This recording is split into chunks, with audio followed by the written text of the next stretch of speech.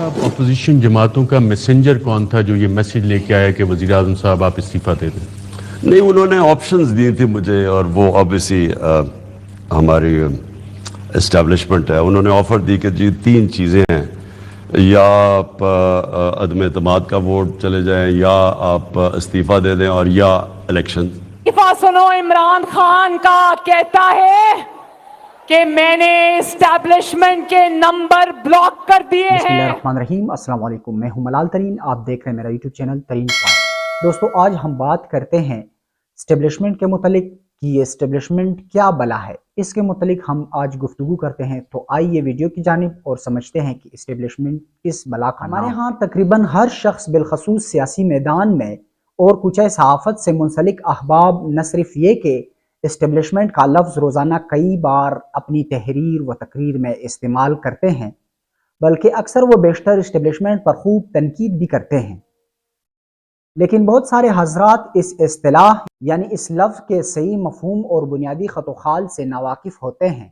ہمارا مشاہدہ ہے کہ اسٹیبلشمنٹ سے ہمارے ہاں بالعموم فوجی حاکمیت مراد لی جاتی ہے، حالانکہ فوج اسٹیبلشمنٹ کی ایک بنیادی اکائی ضرور ہے، لیکن صرف اکیلے فوج پر پورے اسٹیبلشمنٹ کا اطلاق شاید اسٹیبلشمنٹ دراصل ریاست کی اس غیر اعلانیہ منظم اور طاقتور بنیادی اکائی کا نام ہے جو تعداد کے لحاظ سے اقلیت میں ہوتی ہے، لیکن ریاستی نظام پر اثر انگیزی اور حکومتی امور میں فیصلہ سازی کے وسیع ترین اختیارات کے باعث اکثریت پر باری بلکہ حاوی ہوتی ہے۔ سوال یہ پیدا ہوتا ہے کہ آخر یہ فیصلہ کن طاقت اور سیاستدانوں کے لیے ناقابل تسخیر قوت آخر ہے کیا؟ روح کا نام ہم سب نے سنا ہے، لیکن آج تک کسی ذی روح نے روح کی شکل و صورت نہیں دیکھی۔ یہ پورے وجود کا حصہ ہوتے ہوئے بھی نظر نہیں آتی۔ بس یوں ہی سمجھ لیں کہ اسٹیبلشمنٹ ریاست کی روح کا نام ہے، جو بظاہر نظر تو کسی کو بھی نہیں آتی، لیکن عملاً پورے جسم کے حرکات و سکنات اور افکار و خیالات کو تقریباً وہی کنٹرول کرتی ہے۔ جس طرح روح طیب ہو تو انسان شریف اور روح خبیث ہو تو انسان شریر، بالکل اسی طرح اسٹیبلشمنٹ شریف ہو تو ریاستی انتظام مضبوط اور اسٹیبلشمنٹ شریر ہو تو ریاستی نظام ناکام ہوتا ہے۔ درد کا احساس ہر انسان کو ہوتا ہے، لیکن درد کا وجود کسی کو آج تک نظر نہیں آیا۔ درد ہمدردی میں بھی ہوتا ہے اور درد انتقام کا بھی ہوتا ہے۔ اول ذکر انسانیت کی حمایت کا روحانی جذبہ ہے، اور دوسرا انسانیت سے بغاوت کا شیطانی حربہ ہے۔ ہمدردی مثبت عمل ہے اور انتقام منفی رد عمل کا نام ہے۔ گویا کسی بھی ریاست میں اسٹیبلشمنٹ کی مثال روح اور درد کی ہے۔ اسٹیبلشمنٹ ریاست کی روح رواں بھی ہے اور ریاست کے لیے درد سر بھی ہے۔ ہم سب بخوبی جانتے ہیں کہ کسی جمہوری ریاست کے 3 اہم اور بنیادی ستون ہوتے ہیں: مقننہ، عدلیہ اور انتظامیہ۔ اگرچہ جدید جمہوری ریاستوں میں اپنی ہمگیر فعالیت اور عالمگیر اثرات کے باعث بعض حضرات میڈیا کو بھی ریاست کا چوتھا ستون قرار دیتے ہیں۔ بہرحال بنیادی ستون 3 ہیں، البتہ چوتھے ستون یعنی صحافت کی اہمیت سے بھی انکار ممکن نہیں۔ ریاست کے ان 3 بنیادی ستون میں سے ہر ستون کا اپنا ایک الگ اور مخصوص دائرہ کار ہے۔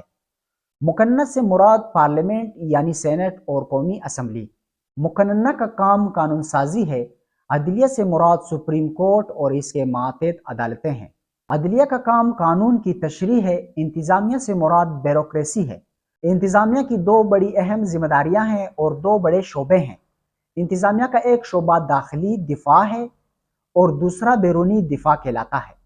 داخلی دفاع سے مراد اندرون ملک رائج قوانین کا نفاذ اور نظم و ضبط کو برقرار رکھنا ہے۔ اس شعبے کو سول بیوروکریسی کہتے ہیں، جبکہ خارجی دفاع سے ریاست کے بیرونی سرحدوں کی حفاظت مراد ہے۔ اس شعبے کو ملٹری بیوروکریسی کا نام دیا جاتا ہے۔ اسی سول اور ملٹری بیوروکریسی کے مجموعے کا نام اسٹیبلشمنٹ ہے۔ اردو میں اسٹیبلشمنٹ کا لفظی مطلب استقرار ہے اور استحکام و انصرام کے معنی میں استعمال ہوتا ہے۔ بنیادی طور پر اسٹیبلشمنٹ کا کام مینجمنٹ کا ہے، لیکن ہمارے ہاں اسٹیبلشمنٹ میں ججمنٹ کا فریضہ بھی سنبھال رکھا ہے۔ ان کو ریاستی انتظام سنبھالنا چاہیے تھا، لیکن وہ سیاسی نظام سنبھالنے کی فکر میں بھی ہیں۔ اصولی طور پر ریاست میں ڈیموکریسی اور بیوروکریسی کو ایک دوسرے کا معاون بننا چاہیے، لیکن بدقسمتی سے یہاں دونوں نظام ایک دوسرے کے مد مقابل ہیں۔ ڈیموکریسی کی اصطلاح یونانی الفاظ ڈیموس اور کریٹیا سے ماخوذ ہے، جس میں ڈیموس بمانی عوام ہے، جبکہ کریٹیا کا مطلب حکومت، یعنی لوگوں کی حکومت یا عوام کا اقتدار، عوام کی رائے سے منتخب حکومت کو ڈیموکریسی کہتے ہیں۔ ڈیموکریسی یا جمہوریت کے سب سے معروف تعریف ابراہیم لنکن نے کی تھی، یعنی عوام کی حکومت، عوام کے ذریعے، عوام کے مفاد کے لیے۔ اس تعریف کی روح سے یہ سول بالادستی کا نام ہے۔ بیوروکریسی کا مطلب میز یعنی دفتر سے منسلک افراد کا نظام ہے۔ گویا بیوروکریسی سے مراد دفتری حکومت ہے۔ بیوروکریسی کا اطلاق سرکاری طور پر منتخب شدہ ایک ایسے عملے کا نام ہے جسے ہم انتظامیہ بھی کہہ سکتے ہیں۔ یورپ میں عموماً اس اصطلاح سے ضابطہ پرست افسران کا وہ ٹولہ مراد ہوتا ہے جو ریاست کا وفادار اور سیاسی طور پر غیر جانبدار ہوتا ہے۔ ترقی یافتہ ممالک میں اسٹیبلشمنٹ سے خادمانہ صلاحیت کے حامل حکومتی اہلکار، جبکہ پسماندہ ریاستوں میں سے حاکمانہ ذہنیت کے زہم میں مبتلا سرکاری کارندے مراد ہیں۔ وطن عزیز میں اسٹیبلشمنٹ کا لفظ سننے سے وسیع اختیارات، بے پناہ مراعات، حاکمانہ ذہنیت کے حامل ایک ایسے گروہ کا تصور ذہن میں ابھرتا ہے جو ہر قانون سے بالاتر اور عملاً ملکی سیاست میں ملوث ہو۔ ہمارے ہاں ریاست کے اصل اختیارات اور حکومت کو حقیقی اقتدار در حقیقت اسٹیبلشمنٹ ہی کے پاس ہوتا ہے۔ وہ جس کو چاہیں ہیرو بنا دے اور جس کو چاہیں زیرو بنا دے، چاہیں تو منتخب وزیر اعظم کو بے دست و پا کر دے اور چاہیں تو باہر سے برآمد کر کے وزیر اعظم منتخب کر دے۔ جو شخص دیانتداری سے اسٹیبلشمنٹ پر تنقید کرتا ہے تو اس کا مطلب یہ ہرگز نہیں کہ وہ شخص ریاست کا باغی یا آئین کا مخالف ہے۔ منتخب حکومت پر تنقید ہو سکتی ہے تو اسٹیبلشمنٹ پر کیوں نہیں ہو سکتی؟ لیکن تنقید برائے تخریب نہیں بلکہ تنقید برائے اصلاح ہونی چاہیے۔ ملک و ملت کو تخریب نہیں، تعمیر کی ضرورت ہے۔ تو ناظرین، اگر آپ کو ہماری یہ ویڈیو پسند آئی ہو تو ہمارے چینل کو لائک کریں، سبسکرائب کریں اور اس ویڈیو کو مزید شیئر کریں تاکہ ہر شخص کو اسٹیبلشمنٹ کے بارے میں کچھ معلومات ہو۔